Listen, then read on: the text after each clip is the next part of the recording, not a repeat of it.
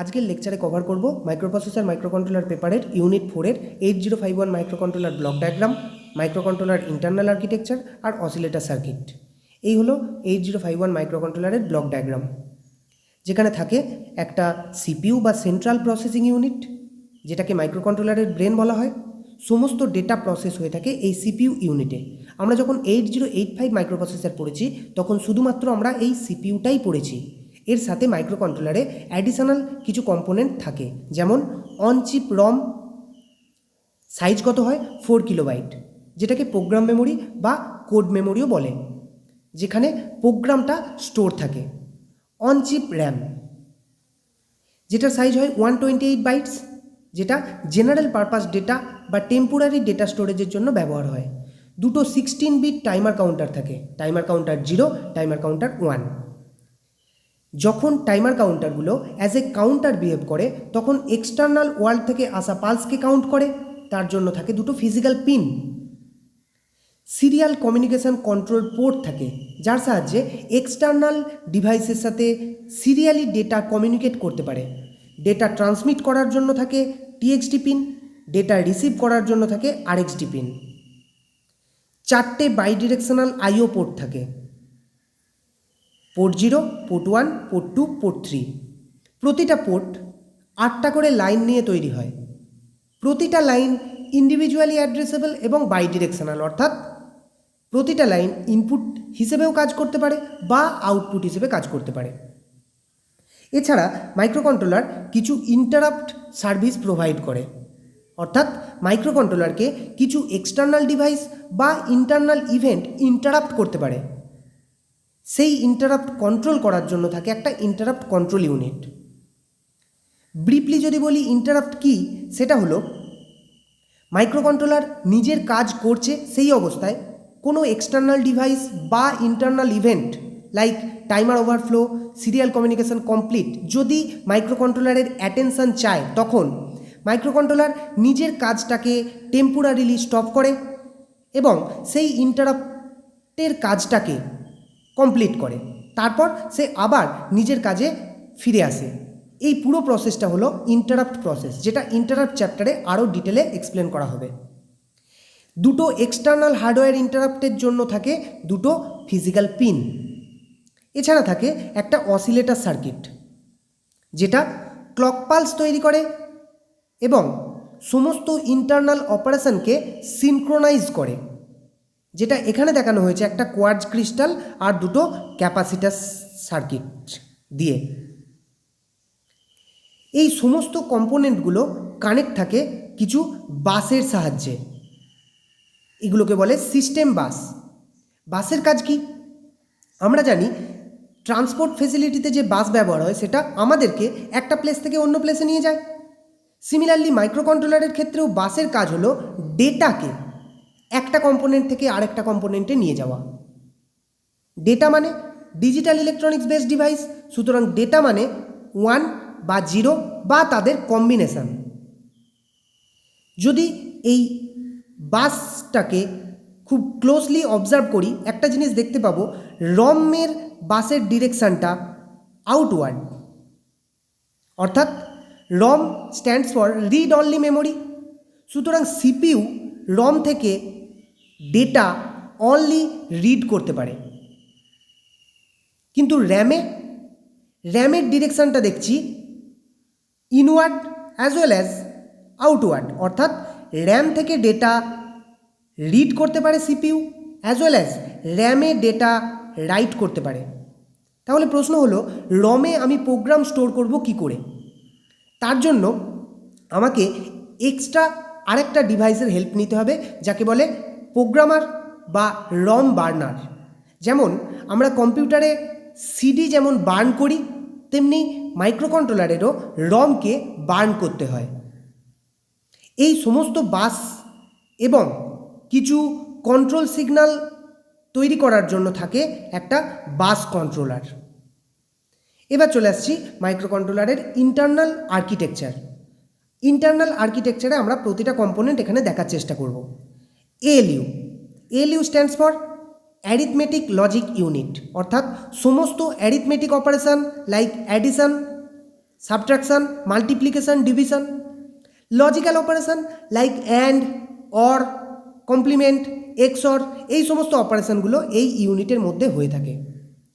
কোন ডেটার ওপর কাজ করে? টেম্পোরারি 1 আর টেম্পোরারি 2 নামের দুটো রেজিস্টার রয়েছে, সেই ডেটার ওপর এএলইউ ইউনিটটা কাজ করে।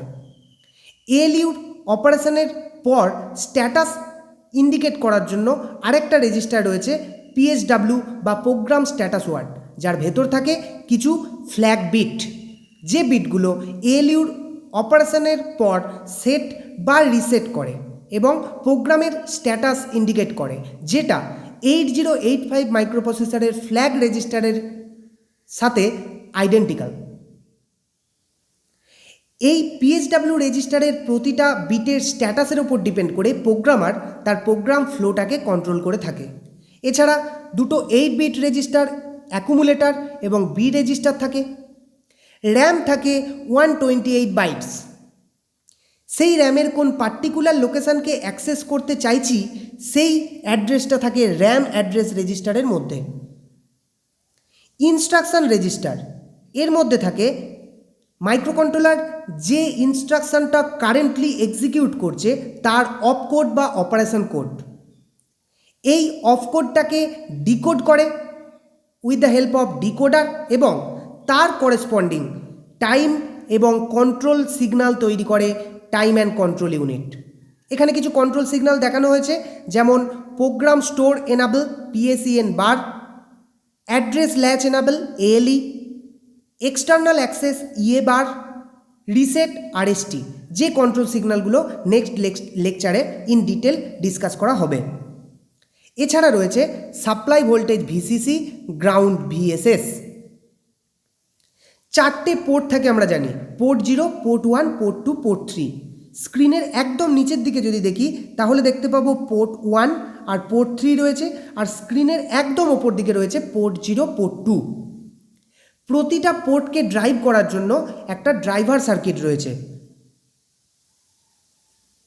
প্রতিটা পোর্টের ডেটা হোল্ড করে রাখার জন্য রয়েছে একটা latch circuit, port 0 latch, 2, 1, 3।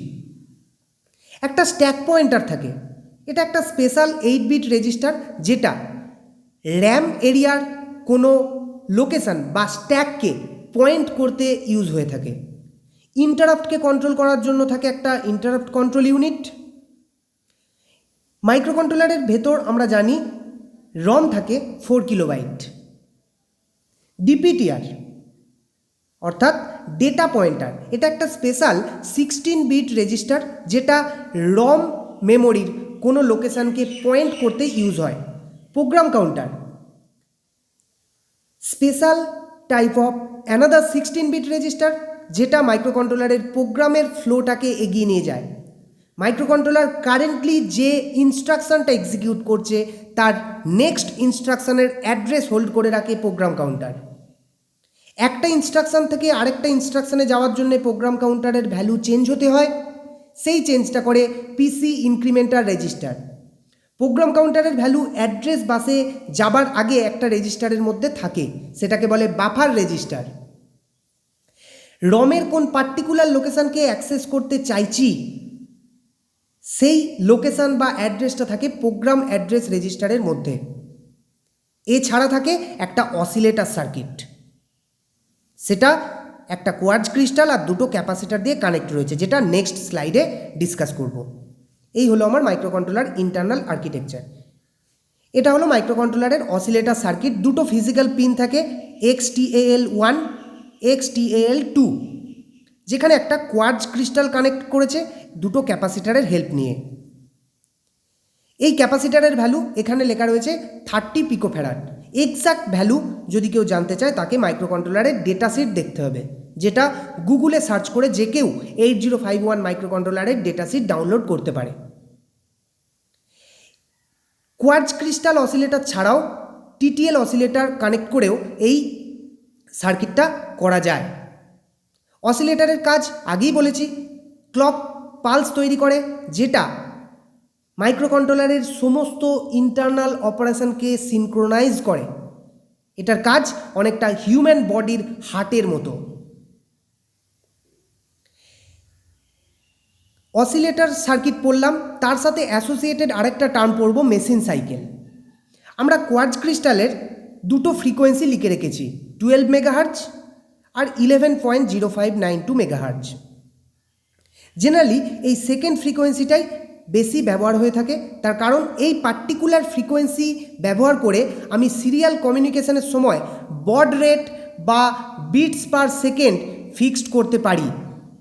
Particular বড rate পেতে গেলে আমাকে এই ফ্রিকোয়েন্সি ইউজ করতে হবে। ওই জন্য এই সেকেন্ড ফ্রিকোয়েন্সিটা অর্থাৎ 11.0592 মেগাহার্জই বেশি ব্যবহার হয়। যদি কারুর সিরিয়াল কমিউনিকেশন প্রয়োজন না হয় তাহলে সে এটা ব্যবহার নাও করতে পারে, অর্থাৎ 12 মেগাহার্জও ব্যবহার করতে পারে। এবার দেখব টি স্টেট। টি স্টেটকে অনেকে বলে থাকে অসিলেটর পিরিয়ড বা ক্লক পিরিয়ড। আমরা জানি যে কোনো পিরিয়ডিক সিগন্যালের টাইম পিরিয়ড হলো 1 ফ্রিকোয়েন্সি। এই টি স্টেট হলো 1 ক্রিস্টাল ফ্রিকোয়েন্সি, অর্থাৎ ক্রিস্টাল যেটা কানেক্ট করেছি তার টাইম পিরিয়ডই হলো টি স্টেট। যদি 12 মেগাহার্জ ক্রিস্টাল হয় তার জন্য টি স্টেট কত? 1 টি স্টেট ইজ ইকুয়ালস টু 1/12 মেগার জন্য মাইক্রো, হার্জের জন্য সেকেন্ড, 1/12 মাইক্রো সেকেন্ড। যদি 11.0592 মেগাহার্জ ক্রিস্টাল ব্যবহার করি তার জন্য টি স্টেট কত হবে? 1/11.0592 মেগার জন্য মাইক্রো, হার্জের জন্য সেকেন্ড। এবার চলে আসছি মেশিন সাইকেল। মেশিন সাইকেল হলো 12টা টি স্টেটের সাম, অর্থাৎ 12টা টি স্টেট যে পরিমাণ টাইম নেবে তাকেই বলবো এক মেশিন সাইকেল। 1 মেশিন সাইকেল যদি 12 মেগাহার্জ ক্রিস্টালের জন্য ক্যালকুলেট করি সেটা কত হবে? 12 multiplied by 1/12 microsecond, that means 1 microsecond.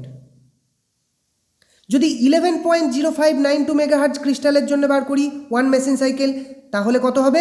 12 divided by 11.0592 microsecond, that means 1.085 microsecond. সুতরাং যে কোনো ক্লক ফ্রিকোয়েন্সি যদি দেয় আমি মেশিন সাইকেলের টাইম বার করে ফেলতে পারবো।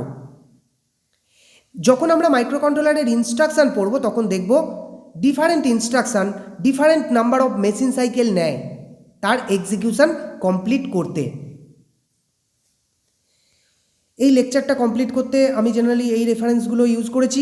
তোমরা যে কোনো স্ট্যান্ডার্ড বই ফলো করতে পারো। যদি এই লেকচার নিয়ে কারো কিছু কোশ্চেন থাকে আমাকে মেল বা ফোন করতে পারো। Thank you.